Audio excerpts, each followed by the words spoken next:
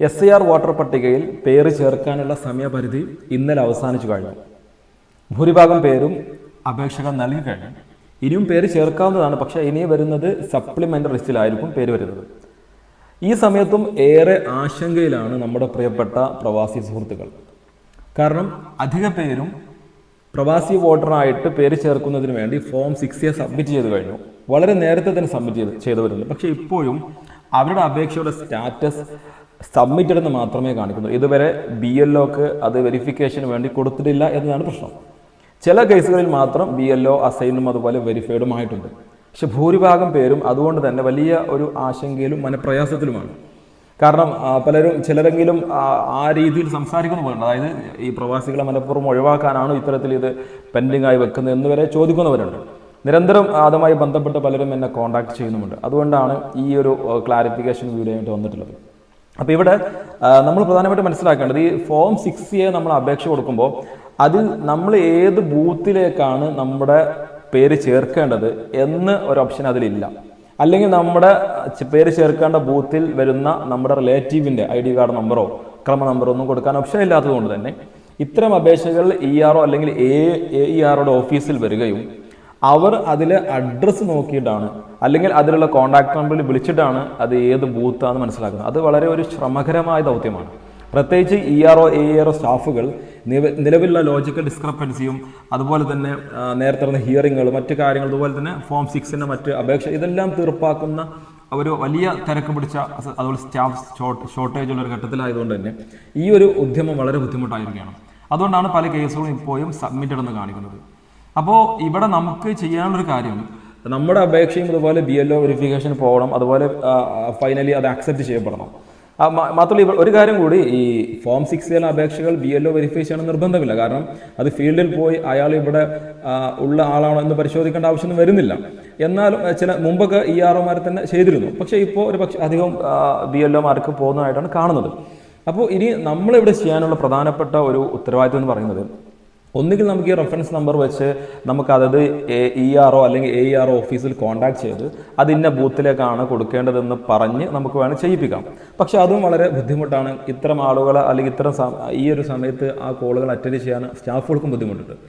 അപ്പോൾ നമുക്ക് എഫക്റ്റീവായ ഒരു മെത്തേഡ് എന്ന് പറയുന്നത് ഒരു കൂട്ടമായിട്ട് നമ്മളൊരു ഗ്രൂപ്പായിട്ട് ഒരു ഉദ്യമം ഏറ്റെടുക്കുകയാണെങ്കിൽ, അതായത് നമ്മൾ ഒരു നിയമസഭാ മണ്ഡലത്തിൽ വരുന്ന പ്രവാസി വോട്ടർമാർ അവർ ആ ബൂത്തിൽ ഏതെല്ലാം ബൂത്തിലേക്കാണ് അപേക്ഷിച്ചത് എന്നൊരു ലിസ്റ്റ് നമ്മൾ ഉണ്ടാക്കുകയാണെങ്കിൽ, അത് കോമൺ ആയ ഒരു ലിസ്റ്റ് നമുക്ക് ഉണ്ടാക്കാം. അതിനുവേണ്ടി നമുക്ക് നമ്മുടെ ഗ്രൂപ്പുകൾ, വാട്സപ്പ് ഗ്രൂപ്പുകളോ അല്ലെങ്കിൽ മറ്റ് അതുപോലെയുള്ള ഓൺലൈൻ സംവിധാനം ഉപയോഗപ്പെടുത്താം. എന്നിട്ട് നമ്മളൊരു ടീം അതിന് നേതൃത്വം കൊടുത്താൽ, പ്രത്യേകിച്ച് എനിക്ക് തോന്നുന്നു പ്രവാസി സംഘടനകൾക്കൊക്കെ ഇതിൽ വലിയൊരു റോള് ഉണ്ട്. അവർക്കൊക്കെ ഈ സമയത്ത് നന്നായിട്ട് ഇടപെടാൻ പറ്റും. അപ്പോൾ അങ്ങനെ ഒരു ഏകീകൃതമായിട്ട് ഒരു മണ്ഡലത്തിലെ വരുന്ന പ്രവാസി വോട്ടർമാർ ആരൊക്കെയാണ് അവരൊരു ലിസ്റ്റ് നമ്മൾ തയ്യാറാക്കിയാൽ, അതായത് അവരെ ക്രമ നമ്പർ, അതുപോലെ തന്നെ റെഫറൻസ് നമ്പർ, പേര്, കോണ്ടാക്ട് നമ്പർ, ഏത് ബൂത്തിലേക്കാണ് അവർ പോകുന്നത്, അതുകൂടി നമ്മൾ ഒരു എക്സൽ ഷീറ്റിൽ തയ്യാറാക്കി അതിൻ്റെ ഒരു പ്രിൻ്റ് ഔട്ടോ അല്ലെങ്കിൽ സോഫ്റ്റ് കോപ്പിയോ നമ്മൾ ERO ഓഫീസിലോ അല്ലെങ്കിൽ താലൂക്കുകളിലെ AERO ഓഫീസിലോ കൊടുക്കുകയാണെങ്കിൽ വളരെ പെട്ടെന്ന് തന്നെ അവർക്ക് ഈ അപേക്ഷകളെല്ലാം അതത് ബൂത്തിലേക്ക് കൊടുക്കാൻ കഴിയും എന്നാണ് ഞാൻ മനസ്സിലാക്കുന്നത്. അപ്പോൾ അതിൽ നമുക്ക് വലിയ ബുദ്ധിമുട്ടുള്ള കാര്യമല്ല, പക്ഷെ എന്നാൽ വളരെ സിമ്പിളായിട്ട് നമ്മുടെ ഈ കാര്യം നടക്കും. ഇപ്പോൾ നിലവിൽ നമുക്കറിയാൻ സാധിച്ചത് പല സ്ഥലങ്ങളും AERO ഓഫീസിൽ നിന്ന് വില്ലേജ് ഓഫീസുകളിലേക്ക് ഇത് കൊടുത്ത് അവർ അതത് BLOമാരെ അല്ലെങ്കിൽ അവിടെയുള്ള ആളുകൾ കോൺടാക്ട് ചെയ്തിട്ട് അത് ആ ബൂത്ത് ലൊക്കേറ്റ് ചെയ്യാൻ ഒരു ശ്രമം നടക്കുന്നു എന്ന് പറയും. അപ്പോൾ അതൊക്കെ വളരെ ബുദ്ധിമുട്ടാണ്. മാത്രമല്ല നമുക്ക് സമയമെടുക്കും. അപ്പോൾ നമ്മൾ ഞാൻ പറഞ്ഞൊരു കാര്യം വളരെ പെട്ടെന്ന് നമ്മൾ ചെയ്യേണ്ടതാണ്. എത്രയും പെട്ടെന്ന് നമ്മൾ ഇതുപോലെ ലിസ്റ്റ് ഉണ്ടാക്കിയിട്ട് നമ്മുടെ നാടുകളിൽ എല്ലാ ബൂത്തുകളിലും BLAമാരുണ്ട്. BLA എന്ന് പറഞ്ഞാൽ ബൂത്ത് ലെവൽ ഏജന്റുകളുണ്ട്. ഓരോ രാഷ്ട്രീയ പാർട്ടികൾക്കും BLAമാരുണ്ട്. അപ്പോൾ അതത് BLAമാരെയോ അല്ലെങ്കിൽ നമ്മുടെ നാട്ടിലെ പൊതുപ്രവർത്തകരെയോ നമ്മൾ ഈ ഒരു ലിസ്റ്റ് ഹാൻഡ് ഓവർ ചെയ്യും. അവർ നേരിട്ട് AERO ഓഫീസിൽ പോയി അല്ലെങ്കിൽ ERO ഓഫീസിൽ പോയിട്ട് ഈ ഒരു ലിസ്റ്റ് അവരുടെ ഒഫീഷ്യൽസിന്, സ്റ്റാഫുകൾക്ക് കൈമാറുകയും ചെയ്താൽ സ്റ്റാഫുകൾക്കും വളരെ എളുപ്പമാകും. നമുക്ക് പെട്ടെന്ന് അത് അസൈൻ ചെയ്യാൻ പറ്റും. ഞാനിതൊരു എഫക്റ്റീവായ മെത്തേഡ് എന്ന് പറയുന്നത് പലരും ഇതുപോലെ ചെയ്ത് വിജയിച്ചവരുണ്ട്. എൻ്റെ ഒരു സുഹൃത്ത് തന്നെ ഒരു നൗഫൽ, അവർ ഗുരുവായൂർ മണ്ഡലം തോന്നുന്നു, അവരിതുപോലെ ലിസ്റ്റ് കൊടുത്തു. പിറ്റേ ദിവസം തന്നെ അവർ എല്ലാ അപേക്ഷകളും BLO അസൈൻഡായി മാറി കഴിഞ്ഞു. അപ്പോൾ അതാണ് നമ്മളിവിടെ ശ്രദ്ധിക്കേണ്ടത്. അപ്പോൾ അത് എഫക്റ്റീവായിട്ട് ചെയ്യാം, വളരെ പെട്ടെന്ന് തന്നെ ചെയ്യണം. അതുപോലെ നാട്ടിലുള്ള ആളുകൾ അതിന് നേതൃത്വം കൊടുക്കണം. മാത്രമല്ല നമ്മൾ ഇതുപോലെ ഒരു ലിസ്റ്റ് കൊടുത്താൽ അതിൻ്റെ ഫോളോ അപ്പ് കൂടി നമ്മൾ നടത്താൻ ശ്രദ്ധിക്കണം എന്നാണ് പ്രധാനമായിട്ടും സൂചിപ്പിക്കാനുള്ള ഒരു കാര്യം.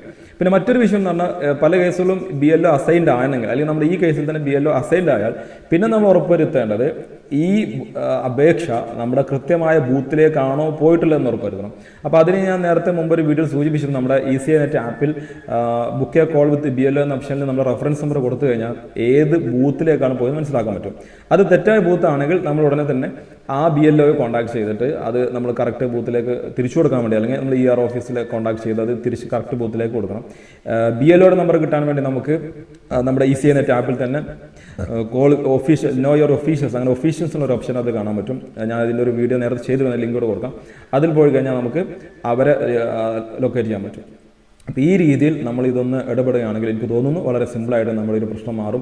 പല പ്രവാസികളും ഇതുമായി ബന്ധപ്പെട്ട് വലിയൊരു മനപ്രയാസത്തിലാണ്. അതുപോലെ തന്നെ അവർ ഒത്തിരി നാളായി ഇതിൻ്റെ ഒരു പിറകിൽ ടെൻഷനായിട്ട് നടക്കുകയാണ്. ഇത് ആക്സെപ്റ്റ് ചെയ്യില്ലേ, SCR പട്ടികയിൽ നമ്മുടെ പേര് വരില്ലേ എന്നൊക്കെ ഉള്ള വലിയൊരു ആശങ്ക സ്വാഭാവികമാണ്.